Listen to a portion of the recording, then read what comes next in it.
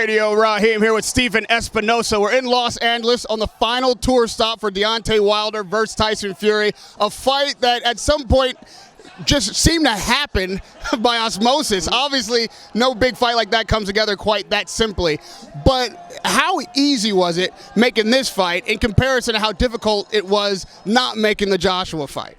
It was night and day. It was with Joshua, it was a period of months and never really got traction. So you sort of spinning your wheels, felt like you're sort of stuck in quicksand and never really knew which way was up.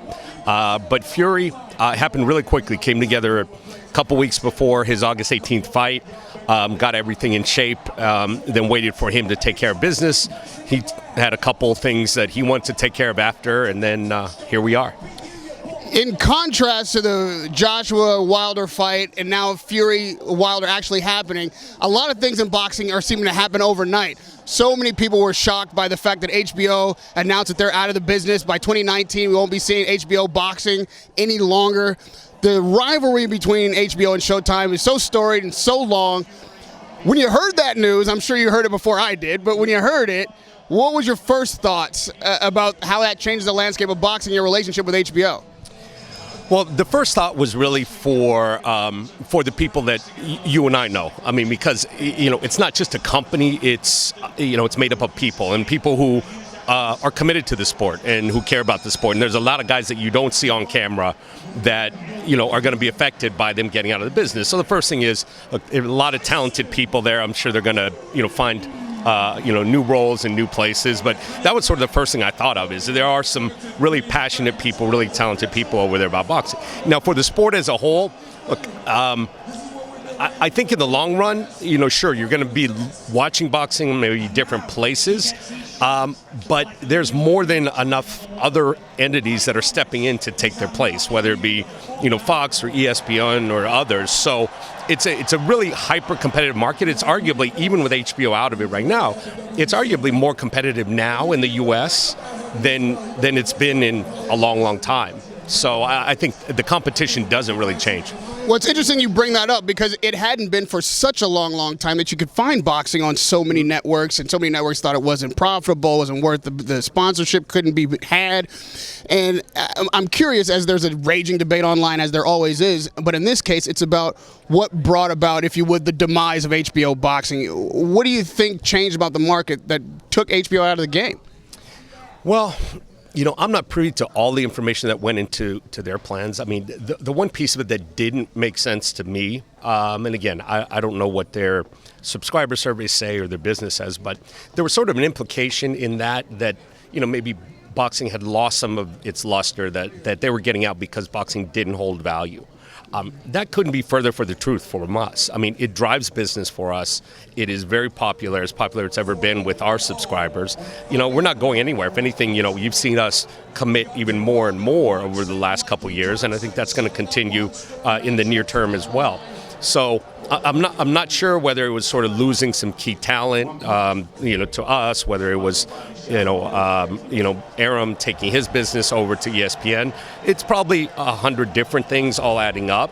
But I think, at the end of the day, our goal, and it really remains the same, which is we continue to try to put on the best fights and find the premium high-level fights to put on Showtime. And to that end, not only are the guys behind the camera that you and I know now looking for new places to land, I've got to imagine that Canelo Alvarez is the premier get in boxing right now, being a free agent.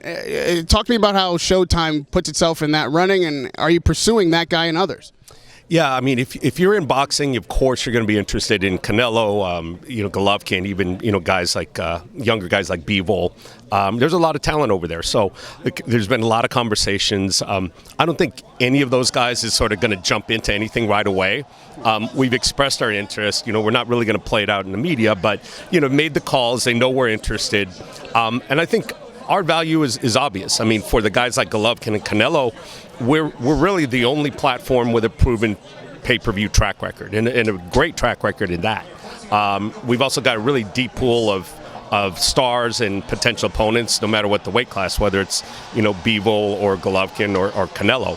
So I think we're a real attractive landing spot, and we'll see how it plays out over the next few weeks. A lot of us saw online Mayweather and Pacquiao seeming to have an incidental meeting in Japan, and then all this came up about whether or not they're going to fight again. Now, we know that no way Mayweather does that without Showtime. Have you had any conversations about Manny Pacquiao, Floyd Mayweather rematch? I did. I actually spoke to him later that night, to complain about him ruining my quiet weekend. So we had a quick conversation, had some follow-up with, some of his business people too.